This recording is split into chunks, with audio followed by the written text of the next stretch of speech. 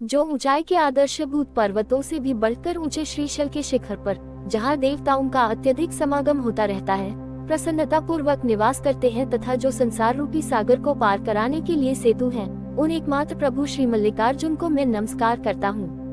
भगवान शिव का ये द्वितीय ज्योतिर्लिंग श्री मल्लिकार्जुन दक्षिण भारत के आंध्र प्रदेश में कुर्नूल जिले के अंतर्गत कृष्णा नदी के तट पर अवस्थित श्रीशैल पर्वत पर स्थित है। महाभारत, शिव पुराण तथा पद्म पुराण आदि धर्म ग्रंथों में इसके महात्म्य का विस्तृत वर्णन उपलब्ध है। महाभारत के अनुसार श्रीशैल पर जाकर श्री मल्लिकार्जुन का पूजन करने से अश्वमेध यज्ञ का फल प्राप्त होता है। शिव पुराण की शतरुद्र संहिता में कहा गया है कि श्री मल्लिकार्जुन ज्योतिर्लिंग के दर्शन पूजन से महासुख मिलता है। श्रीशैल पर श्री मल्लिकार्जुन नामक द्वितीय ज्योतिर्लिंग है। ये भगवान शिव के अवतार हैं। इनके दर्शन पूजन से भक्तों को अभीष्ट फल मिलता है। पुत्र स्कंद को मनाने के लिए भगवान शिव पार्वती जी सहित कैलाश छोड़कर यहाँ पधारे और फिर लिंग रूप में यही स्थित हो गए। मुने, ये दूसरा ज्योतिर्लिंग दर्शन पूजन आदि से महासुख प्रदान करता है और अंत में मोक्ष का भी प्रदाता है, इसमें कोई संशय नहीं है। कुछ ग्रंथों के अनुसार तो श्रीशैल के शिखर के दर्शन मात्र से सभी प्रकार के कष्ट दूर भाग जाते हैं। शिव पुराण की कोटिरुद्र संहिता में इसके महात्म्य का वर्णन करते हुए कहा गया है, जिस दिन से श्री मल्लिकार्जुन का उद्भव हुआ, उस दिन से ये शिव का ज्योतिर्लिंग तीनों लोकों में प्रसिद्ध हो गया कि जो इसका दर्शन करता है वह सभी पापों से मुक्त हो जाता है और समस्त मनोरथों को प्राप्त होता है। इसमें कोई संशय नहीं है। उसका दुख समाप्त हो जाता है और उसे आत्यंतिक सुख प्राप्त होता है। उसको पुनः माता के गर्भ में आने का कष्ट प्राप्त नहीं होता, अर्थात वह जन्म मृत्यु के बंधन से मुक्त हो जाता है। इस ज्योतिर्लिंग के दर्शन से उसको धन धान्य, समृद्धि, प्रतिष्ठा, आरोग्य और अभीष्ट सिद्धि की प्राप्ति हो जाती है, इसमें कुछ भी संदेह नहीं है।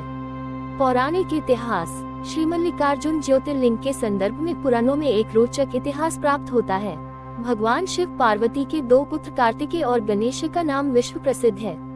कार्तिकेय ने अत्यल्प आयु में देवसेनापति के पद को विभूषित किया और तीनों लोकों को भय से मुक्त करने के लिए दुर्दांत असुर सम्राट तारकासुर का वध किया। गणेश जी ने अपनी प्रखर बौद्धिक क्षमता के बल पर प्रथम पूज्य होने का अतुलनीय गौरव प्राप्त किया। एक बार की बात है कि भगवान शिव पार्वती ने अपने दोनों पुत्रों को गृहस्थ जीवन में प्रवेश कराने के लिए उनका विवाह करने का विचार किया। इस पर भगवान शिव के दोनों पुत्र स्वामी कार्तिकेय और गणेश परस्पर विवाद करने लगे, क्योंकि दोनों चाहते थे कि पहले मेरा विवाह किया जाए। उम्र में ज्येष्ठ होने के कारण स्वामी कार्तिकेय अपना विवाह पहले चाहते थे और बुद्धि में श्रेष्ठ होने के कारण गणेश जी अपना विवाह पहले करने के लिए भवानी शंकर के समक्ष तर्क प्रस्तुत कर रहे थे। अंत में भगवान शिव पार्वती ने दोनों पुत्रों की परीक्षा लेने के लिए एक प्रतियोगी परीक्षा का आयोजन किया। उन्होंने निर्णय किया कि तुम दोनों में जो संपूर्ण भूमंडल की परिक्रमा करके पहले हमारे पास लौट आएगा, उसी को सर्वप्रथम विवाह का सौभाग्य प्राप्त होगा। भगवान शिव पार्वती के आदेश को शिरोधार्य करके स्वामी कार्तिकेय अपने मयूर वाहन पर सवार होकर तत्काल पृथ्वी की परिक्रमा करने के लिए चल पड़े। देवसेनापति के रूप में सर्वश्रेष्ठ शक्तिमान होने के अभिमान का अंकुर तो उनके हृदय में था ही। वे प्रतियोगिता में सफलता के प्रति पूर्ण आश्वस्त थे, किंतु भगवान शिव एवं भगवान विष्णु दोनों अपने भक्तों के हित के लिए उनके अभिमान के अंकुर को नष्ट करके ही उन्हें पवित्र करते हैं। ये की विचित्र लीला है, इसका रहस्य तो वे ही जानते हैं। श्री गणेश जी का शरीर स्थूलकाया था और उनका वाहन भी चूहा था। वे भला शक्ति प्रदर्शन में कार्तिकेय की समता कैसे करते। अंततः बुद्धिवरिष्ठ श्री गणेश जी ने विचार का आश्रय लिया और विचार का आश्रय लेते ही विवेक का उदय हो गया।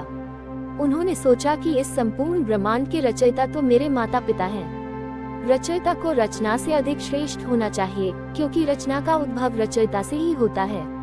इसलिए यदि मैं अपने माता पिता की परिक्रमा कर लूं तो पृथ्वी ही नहीं संपूर्ण ब्रह्मांड की परिक्रमा हो जाएगी। गणेश जी के इस निर्णय का समर्थन शिव पुराण भी करता है। जो माता पिता की पूजा करके उनकी परिक्रमा करता है, उसको संपूर्ण पृथ्वी की परिक्रमा का फल प्राप्त होता है, ये सुनिश्चित है। फिर क्या था, गणेश जी को पृथ्वी परिक्रमा का सहज उपाय मिल गया।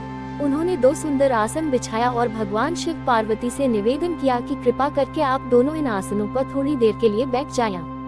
भगवान शिव पार्वती को बैठाकर श्री गणेश जी ने उनका विधिवत पूजन करके उन्हें साष्टांग दंडवत किया और नमः शिवाय का जप करते हुए उनकी साथ परिक्रमा करके उन्हें पुनः दंडवत किया और खड़े होकर करबद्ध निवेदन किया, प्रभु, यदि वेद शास्त्र आपकी ही आज्ञा है और उसका पालन करने वाला आपका सर्वाधिक प्रिय है, तो मैंने आपके आज्ञानुसार आप दोनों की परिक्रमा करके पृथ्वी की 7 परिक्रमा कर डाली।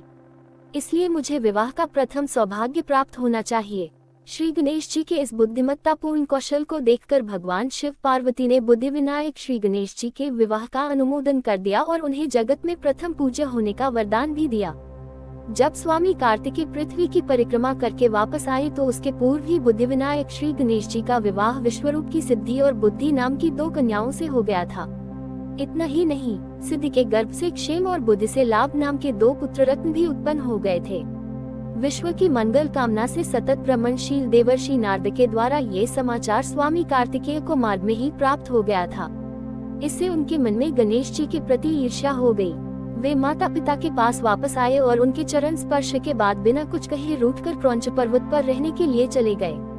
शिव पार्वती ने देवर्षि नारद को क्रौंच पर्वत पर भेजकर उन्हें वापस आने का संदेश दिया, किंतु कार्तिकेय ने वापस आना स्वीकार नहीं किया। पुत्र स्नेह से व्यथित होकर माता पार्वती शिव जी को साथ लेकर उनसे मिलने के लिए क्रौंच पर्वत पर गयी, किंतु कार्तिकेय जी उनके आने का समाचार सुनकर वहां से भी 36 किलोमीटर दूर चले गए। कहते हैं क्रौंच पर्वत पर पहुंचकर शिव जी वही ज्योतिर्लिंग के रूप में प्रकट हो गए। तभी से उनका नाम श्री मल्लिकार्जुन ज्योतिर्लिंग प्रसिद्ध हुआ। मल्लिका नाम भगवती पार्वती का है और अर्जुन नाम शिव का। शिव शक्ति का संयुक्त पीठ होने के कारण उन्हें श्री मल्लिकार्जुन कहते हैं। मल्लिका पुष्पों से उनकी पूजा होने के कारण भी उन्हें श्री मल्लिकार्जुन कहते हैं। एक अन्य कथा ये भी है कि किसी समय इस पर्वत के पास चंद्रगुप्त नाम के राजा की राजधानी थी।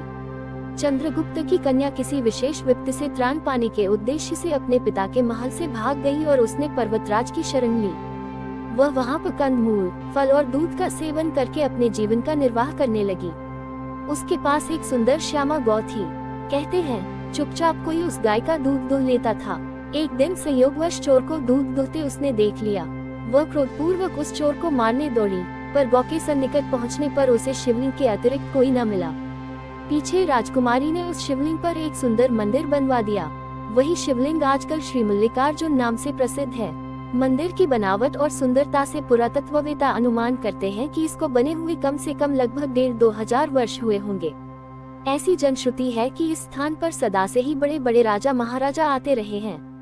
अब से लगभग 500 वर्ष पूर्व श्री विजयानगरम राज्य के अधीश्वर महाराज कृष्णदेवराय यहाँ पधारे थे और स्वर्ण कलश सहित एक सुंदर मंडप बनवा गए थे। उनके 150 वर्ष बाद हिंदू राज्य के उद्धारकर्ता श्री शिवाजी महाराज भी पधारे थे और एक धर्मशाला का निर्माण कराए थे। इस स्थान पर अनेक शिवलिंग मिला करते हैं। मंदिर के निकट जगदम्बा का भी एक अलग स्थान है। श्री पार्वती जी को यहाँ ब्रह्मरांबा कहते हैं। शिवरात्रि के अवसर पर यहाँ बहुत बड़ा मेला लगता है। श्री मल्लिकार्जुन दर्शन श्रीशैल के शिखर पर वृक्ष नहीं है। ये दक्षिण के मंदिरों की पुरानी शैली पर बना हुआ है। एक ऊंची पत्थर की चहारदीवारी है जिस पर हाथी घोड़ों के चित्र बने हैं। इस परकोटे में चारों ओर द्वार हैं। द्वारों पर गोपुर बने हुए हैं। इस प्रकार के भीतर एक प्राकार और है। दूसरे प्राकार के भीतर श्री मल्लिकार्जुन का निज मंदिर है। मंदिर में श्री मल्लिकार्जुन शिवलिंग है। ये शिवलिंग लगभग 8 अंगुल ऊंचा है और पाषाण के अंदर अर्घ्य में विराजमान है। मंदिर के बाहर आसपास 20-25 छोटे छोटे शिव मंदिर हैं। श्री मल्लिकार्जुन मंदिर के पीछे पार्वती देवी का मंदिर है। यहाँ इनका नाम मल्लिका देवी है। श्री मल्लिकार्जुन के निज मंदिर का द्वार पूर्व की ओर है। द्वार के सम्मुख सभा मंडप है। उसमें नंदी की विशाल मूर्ति है। मंदिर के द्वार के भीतर भी नंदी की एक छोटी मूर्ति है। मंदिर के चारों ओर बावलियां और 2 छोटे सरोवर भी हैं। शिवरात्रि को यहाँ शिव पार्वती का विवाहोत्सव होता है। मंदिर के पूर्व द्वार से एक मार्ग कृष्णा नदी तक गया है। कृष्णा को यहाँ पातालगंगा कहते हैं। पातालगंगा मंदिर से लगभग 3 किलोमीटर है। आधा मार्ग सामान्य उतारता है। उसके पश्चात 852 सीढ़ियाँ हैं। बीच बीच में 4 स्थान विश्राम के लिए बने हैं। पर्वत के पाददेश में कृष्णा नदी है। तीर्थयात्री यहाँ स्नान करके चढ़ाने के लिए जल ले जाते हैं। यहाँ पास में कृष्णा में 2 नाले मिलते हैं। उस स्थान को लोग त्रिवेणी कहते हैं। कृष्णा के पूर्व की ओर जाने पर एक कंदरा मिलती है। उसमें देवी तथा भैरवादी की मूर्तियाँ मिलती हैं। ये कंदरा पर्वत में कई किलोमीटर तक चली गई है। आसपास के तीर्थ शिखरेश्वर तथा हाटकेश्वर श्री मल्लिकार्जुन से लगभग 9 किलोमीटर दूर शिखरेश्वर तथा हाटकेश्वर के मंदिर हैं। कुछ यात्री शिवरात्रि के पूर्व वहां तक जाते हैं। शिखरेश्वर से श्री मल्लिकार्जुन मंदिर के कलश दर्शन का बड़ा महत्व है। कहते हैं यहाँ से श्रीशैल के शिखर का दर्शन करने से पुनर्जन्म नहीं होता। अंबाजी श्री मल्लिकार्जुन मंदिर से पश्चिम लगभग 3 किलोमीटर की दूरी पर ब्रह्मरांबा देवी का मंदिर है। यह 51 शक्तिपीठों में से एक है। अंबाजी की मूर्ति भव्य है। आसपास प्राचीन मठों के अवशेष हैं। बिल्ववन श्री मल्लिकार्जुन से 19 किलोमीटर पर यह स्थान है। यहाँ एकमा देवी का मंदिर है। दिन में भी यहाँ हिंसक पशु घूमा करते हैं। बिना मार्गदर्शक तथा आवश्यक सुरक्षा के यहाँ नहीं आना चाहिए। कुरनूल टाउन, इस नगर के सामने तुंगभद्रा के उस पार एक प्रसिद्ध शिव मंदिर तथा रामभद्र देवल नामक राम मंदिर है। आलमपुर कुरनूल टाउन से लगभग 6 किलोमीटर पहले आलमपुर रोड स्टेशन है। यहाँ तुंगभद्रा के तट पर भगवान शंकर तथा भगवती के मंदिर हैं। ये स्थान पवित्र तीर्थ माना जाता है। महानदी, ये स्थान नंदयाल स्टेशन से 16 किलोमीटर दूर है। यहाँ भगवान शंकर का मंदिर तथा एक ओंकारेश्वर मंदिर भी है। ये भी यहाँ का प्रख्यात तीर्थ है।